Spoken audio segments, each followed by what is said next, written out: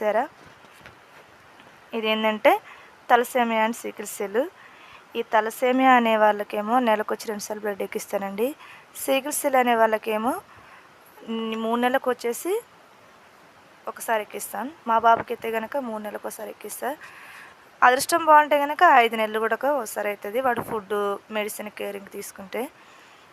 కాకపోతే నాకు ఆ టైంలో డబ్బులు అవసరమవుతుంది. నేను చేసే డబ్బులు నాకు మా ముగ్గురు వచ్చేసి పిల్లలు, వాళ్ళకి సరిపోవట్లేదు. కాబట్టి నా బాబుకి కొద్దిగా హెల్ప్ అయితే ఏమని చేస్తున్నా.